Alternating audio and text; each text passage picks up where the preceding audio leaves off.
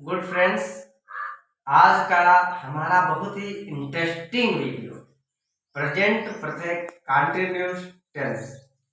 Present perfect continuous tense का आज revision कराना है। अफर्मेटिव सेंटेंस भी आप लोगों को पढ़ा चुके हैं, नेगेटिव सेंटेंस भी आप लोगों को पढ़ा चुके हैं और इंट्रागेटिव सेंटेंस आप लोगों को बता चुके हैं। तो आज इन सेंटेंसों का रिवीजन कराना है। आज हम आप लोगों को रिवीजन कराएंगे प्रेजेंट परफेक्ट कंटिन्यूअस टेंस का affirmative sentence, negative sentence plus interrogative sentence. ये जो प्रेजेंट परफेक्ट कंटिन्यूअस टेंस के ये जो अफर्मेटिव, नेगेटिव और इंट्रागेटिव तीन सेंटेंस हैं, इनका जो है पुनः रिवीजन कराना है। तो जैसा कि प्रेजेंट परफेक्ट कंटिन्यूअस टेंस में हम आप लोगों को सबसे पहले बताए थे अफर्मेटिव सेंटेंस मीन्स होता है स्वीकारात्मक, सेंटेंस मीन्स होता है वाक्य। अफर्मेटिव मीन्स स्वीकारात्मक, सेंटेंस माने वाक्य। इस प्रकार से हमारा अफर्मेटिव सेंटेंस मीन्स हुआ स्वीकारात्मक वाक्य।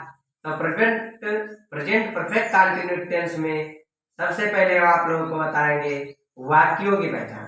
वाक्यों की पहचान को अंग्रेजी में कहते हैं आइडेंटिफाई और आइडेंटिफाई को हिंदी में कहते हैं वाक्यों की पहचान। तो प्रेजेंट परफेक्ट कंटिन्यूअस टेंस के वाक्यों के अंत में रहा है, कामा रही है, कामा रहे हैं, कामा रहा हूं आदि शब्द आते हैं। जी हाँ, आप लोगों को ये भी बताना चाहेंगे कि प्रेजेंट कंटिन्यूअस टेंस जो है उसकी भी पहचान यही होती है, रहा है, कामा रही है, कामा रहा हूं, कामा रहे हैं। ये पहचान जो है प्रेजेंट कंटिन्यूअस टेंस की है।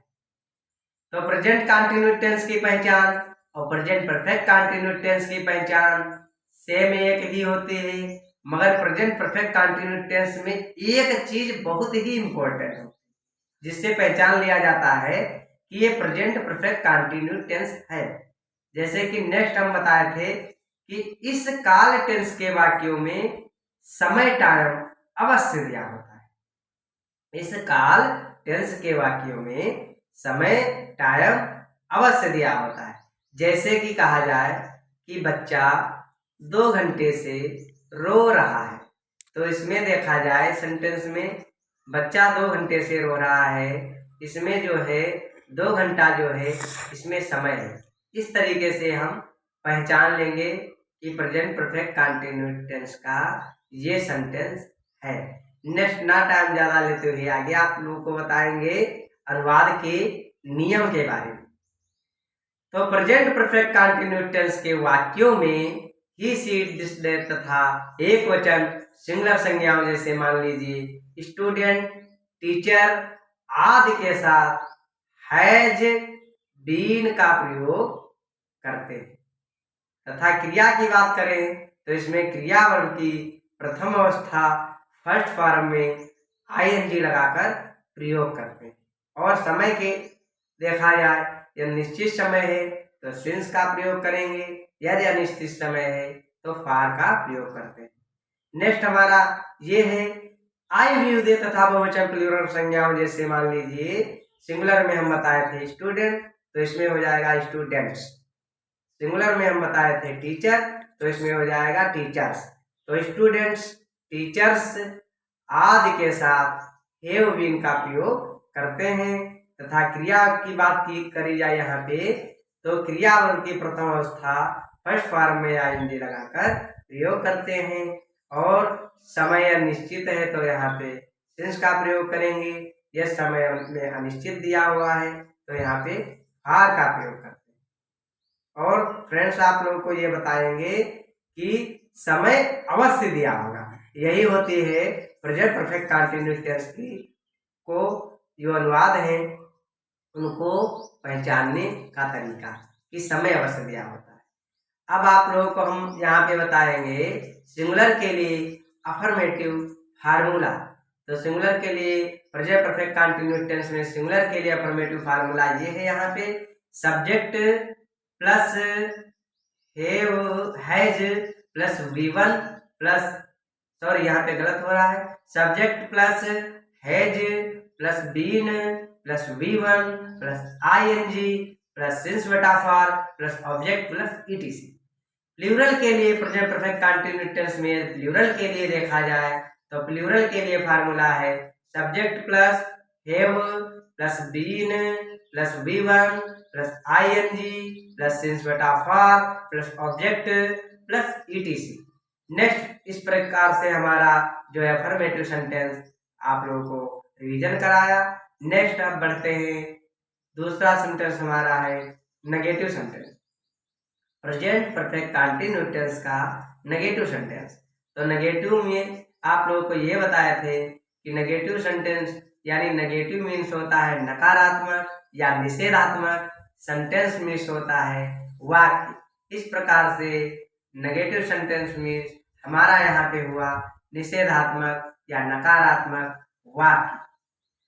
तो प्रेजेंट परफेक्ट कंटीन्यूअस टेंस में आप लोगों को सबसे पहले हम वाक्यों की पहचान बताएंगे नहीं, क्योंकि वाक्यों की पहचान सेम तीनों की एक होती है, चाहे अफर्मेटिव सेंटेंस हो, चाहे नेगेटिव सेंटेंस हो, चाहे वो इंट्रोगेटिव सेंटेंस हो। अब आप लोगों को बताएंगे हम प्रेजेंट परफेक्ट कंटीन्यूअस टेंस का नेगेटिव सेंटेंस का अनुवाद के नियम। तो अनुवाद के नियम इस तरीके से है, इसमें प्रेजेंट परफेक्ट कंटीन्यूअस टेंस के निषेधात्मक नेगेटिव वाक्यों का अनुवाद जो है हैज नॉट या हैव नॉट बीन या हैज नॉट बीन या हैव नॉट बीन से करेंगे। यहाँ ही सीट दिस दैट तथा एक वचन सिंगुलर संज्ञाओं जैसे मान लीजिए स्टूडेंट टीचर आदि के साथ हैज नॉट बीन का प्रयोग करेंगे। आई व्यू दे तथा बहुवचन प्लूरल संज्ञाओं जैसे स्टूडेंट्स टीचर्स आदि के साथ हैव नॉट बीन का प्रयोग करेंगे। और प्रेजेंट परफेक्ट कंटीन्यूअस टेंस के शेष नियम पूर्वत हैं, पहले की तरीके से हैं जैसे पहले बताए थे। अब आप लोगों को बताएंगे प्रेजेंट परफेक्ट कंटीन्यूअस टेंस का नेगेटिव का सिंगुलर फार्मूला। तो सिंगुलर फार्मूला हमारा यहाँ पे ये है subject plus has plus not plus been plus V1 plus ING plus since बटा for plus object plus ETC। Present perfect continuous tense का नेगेटिव फार्मूला यहाँ पे है सब्जेक्ट प्लस नेगेटिव का एक प्लूरल है subject plus have plus not plus been plus V1 plus ING plus since बटा for plus object plus ETC। Next friends आप लोगों को अब नेगेटिव सेंटेंस रिवीजन करा चुके हैं। नेक्स्ट हमारा आता है अंतिम का लास्ट का interrogative sentence, present perfect continuous tense का इंट्रोगेटिव सेंटेंस। तो इंट्रोगेटिव मीन्स होता है प्रश्नवाचक और सेंटेंस मीन्स होता है वाक्य। इस प्रकार से इंट्रोगेटिव सेंटेंस मीन्स हुआ हमारा प्रश्नवाचक वाक्य। तो पहचान तो सेम तीनों की एक है। अब यहाँ पे हम बताएंगे आप लोगों को अनुवाद के नियम के बारे में। तो प्रेजेंट परफेक्ट कंटीन्यूअस टेंस के वाक्यों में या प्रश्नवाचक वाक्य के आरंभ में क्या शब्द हो तो क्या शब्द का अनुवाद नहीं करते हैं। आप लोगों को पता होगा कि व्हाट माने होता है क्या, WHAT व्हाट मीन्स होता है क्या, मगर यहाँ पे यदि शुरू में ट्रांसलेशन अनुवाद में क्या शब्द हो तो क्या शब्द का अनुवाद व्हाट से नहीं करना है। वही आप लोगों को बता रहे हैं कि प्रेजेंट परफेक्ट कंटीन्यूअस टेंस में प्रश्नवाचक इंट्रोगेटिव वाक्य के आरंभ में क्या शब्द हो तो क्या शब्द का अनुवाद नहीं करते। केवल हेज या हेव को कर्ता सब्जेक्ट के अनुसार वाक्य के आरंभ या शुरू में लगाते हैं तथा उसके बाद कर्ता सब्जेक्ट तथा बीन फिर क्रियावल के प्रथम अवस्था फर्स्ट फॉर्म में ING लगा के प्रयोग करेंगे। सिंस बटा फॉर समय को देख करके उसमें से एक को लगाएंगे और हमारा सेंटेंस जो है पूरा वाक्य जो है बनता चला जाएगा।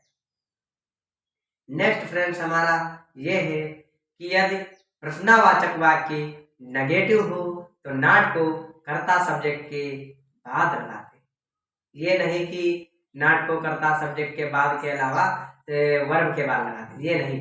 यदि प्रश्नवाचक वाक्य हमारा नेगेटिव हो तो नॉट को कर्ता सब्जेक्ट के बाद लगाते। नेक्स्ट फ्रेंड्स हमारा ये है कि यदि क्या, कामा क्यों, कामा कहाँ, कामा कौन, कामा कैसे या कब आदि प्रश्न सूचक शब्द वाक्य के बीच में हो तो उसकी अंग्रेजी what, comma why, comma where, comma who, comma how या व्हेन आदि को वाक्य के आरंभ में लगाते हैं तथा उसके बाद हेज या हेव को कर्ता सब्जेक्ट के अनुसार लगाएंगे तथा उसके बाद बीन, फिर उसके बाद V1 में ING लगाकर प्रयोग करेंगे। सिंस बटा फार में एक चीज जो है समय को देख करके लगाएंगे।